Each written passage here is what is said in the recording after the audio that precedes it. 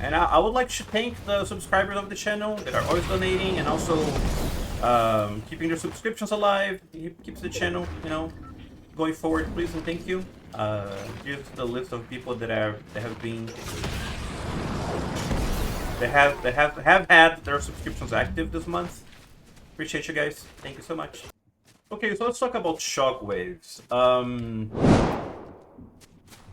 So first things, I guess. I mean, the basic things about shockwaves is that it's a multi-directional orb, right? That attaches to any surface. So you attach to that, you attach to that, you attach to that, you attach to a tree, right?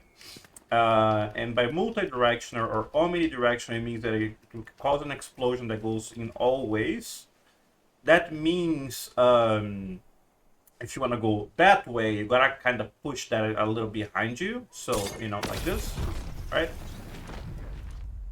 And if you run and jump, you kind of go a little higher, right? And a little further. So that's kind of one of the things that it's important to understand, right?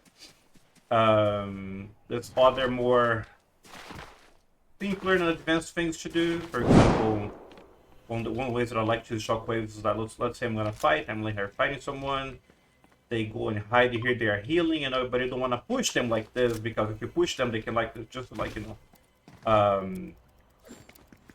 let's stop in here. They can like, you know, kind of shotgun your face. You know, you don't want to get shotgun in your face, so yeah, so do like this. You know what I mean? And you break your way through the walls, and you can like, you know, have more visibility on them, and you know, shoot them directly.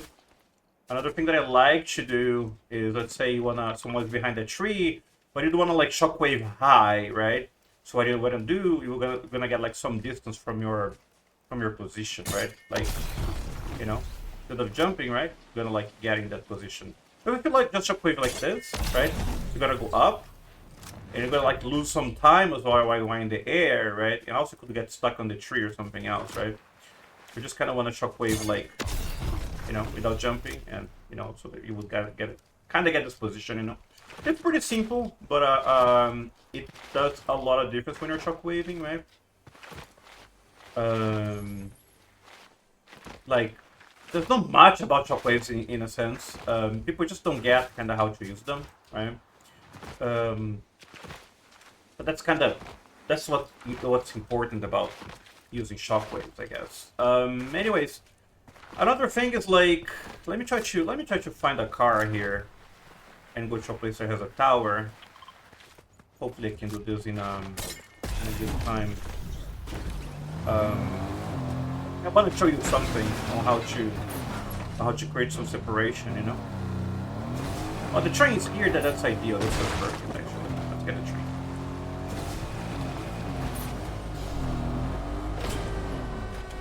Right.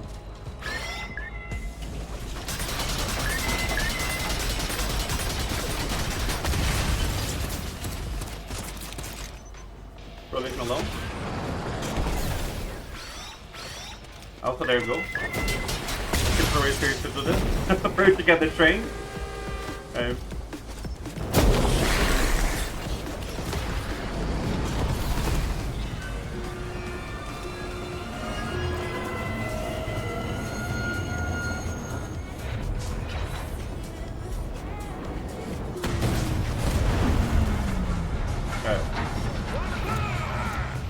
So let's say you are surrounded by enemies, right? Let's say you have a lot of people on you. But let's make Fletcher push high ground on me, actually. I want him to push high ground on me. There you go. They are like breaking my shield. I'm surrounded, right? He's gonna push on me. Come here, Fletcher. There you go. Right?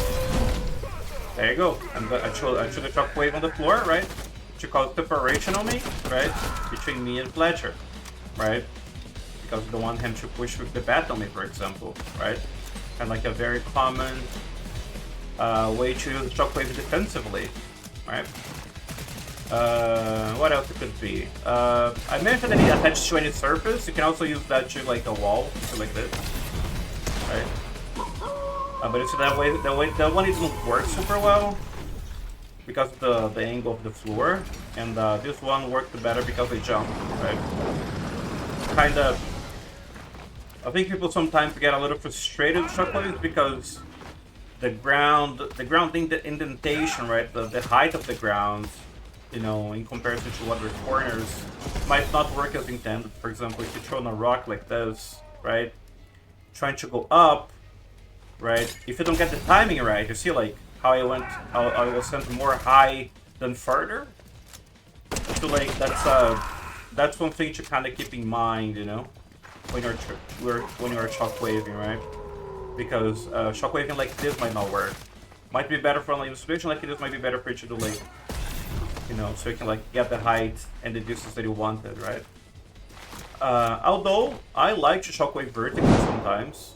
Say these two enemies are pushing me right here. They're pushing me, and but I want to like shockwave vertically like this, you know.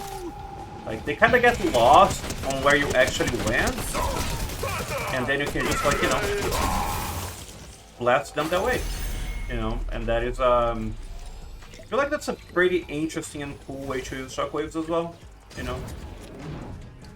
Not a lot of people expect you to just go vertically above their heads, you know, like can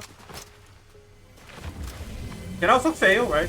People are like smart about it, but it kind of buys you some time, and I feel like that's what matters, you know. The whole thing about shockwaves, I guess, is about buying time, right? Buying distance, buying separation, right? Of course, using shockwaves from high ground, you know, to low ground is very interesting, right? People can like push you, and you're like on the high ground, and use the shockwave to kind of send them flying to the low ground. You know, especially in the game, that can be interesting. If I'm not mistaken, let me test this because sometimes it works, sometimes it doesn't. But I think shockwaves break bushes. Yeah, it doesn't. Okay. So, I thought it did. So, one thing that is interesting sometimes is that, like, say you're fighting someone, right? And they run into a bush, and game, something like that, you can throw a shockwave on them there, right? So they go flying from that bush, right? Or, like, someone is pushing you here and in the game, you know? They're like, let's say you're, like, here, you took high ground, they're pushing like this, you can throw a shockwave here. So they go flying that way, you know, they go flying back. So you keep your high ground, you don't have to change the exchange damage, you know. Especially like in solos when you're like fighting versus more people than one, right? That can be interesting, you know, as well. Let me see if I'm not forgetting any topics regarding shockwaves. Covered surfaces, I covered high ground and low ground. Oh yeah, like you can also, something like this that is interesting is shockwaves are, like I said, they are omnidirectional and they attach to any surfaces, and that is very important to understand. Because we can also throw on a ceiling like this, and then say it's flying lower, right? Well, you should. There you go. Right. And the same way works. It works also in the other direction, right? Like if we're pushing you, this is probably like mostly known from most people, right? That if you throw it like this, you're gonna go for the ceiling like that, right? Right, that's probably very known by people. I feel like the ones that are not as known, not as used, is like, especially throwing on the ceiling like this, but also throwing through walls, like I showed before, right? You can do it like this, and then you can like fall on your enemy, surprise them, and then bang. You know, that's that kind of. That's an interesting thing.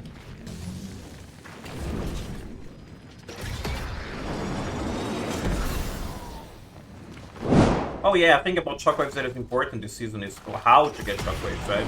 So, well, we can get shockwaves many ways this season, right? We can still get it like last season by doing this. Like this is gonna reveal the sprite. See, I found the one there. Just gonna go here.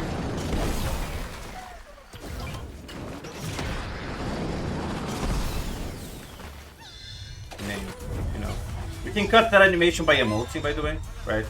So like we're instead of waiting for that, you can just cut the animation by dancing. And whenever you use like an air sprite, one of those things, the shrines is gonna give you 4 shockwaves all the time, forever, always. It's always gonna happen. It's not random. The weapons are random, but like the amount of shockwaves isn't. Another way to get shockwaves, you can go to a black market. There's like 3 in the season, right? Thus far, you have this one in Magic Moses, you have this one in Crime City, and you have this one near Masked Meadows. You can buy shockwaves there. 150 for 2 shockwaves. And one of the best ways to get shockwaves this season is to hire what's her name? Night Rose, right? Where's her? Here. Night Rose, she's a supply specialist, right? And supply specialists give you like a lot of ammo, but she also gives a lot of shockwaves away. She's being one of the best characters in all seasons that I have seen thus far. In amount of shockwaves she gives, she really handles shockwaves away, right? So it's a really helpful character for you to get shockwaves this season. And other than that, right, you can find shockwaves in chests, floor loops, you know, normal ways, right? But if you wanna buy them, right, you can do that. One interesting strategy, for example, let's say you're going Crime City right at the beginning of the game, you can just like drop directly in there, you know, on a black market, and then buy shockwaves on the beginning of the match before even like going into Crime City. You can also buy weapons there, right? You probably know this already, but like you can buy the weapons there before going to the city. Like you don't have to go, you know, to a vault first because, right? Like, these weapons are always available, right? So you can just like buy them. And I think the max shockwaves you can buy is a 18, I think. Like I have I just bought 6 more, but I hadn't bought more this match, so that's why I cannot buy more right now. But yeah, that's it. Anyways, hope you enjoyed. Don't forget to give a like, a thumbs up there on YouTube, and subscribe. Leave a comment as well. It helps the stream, you know. It helps the channel.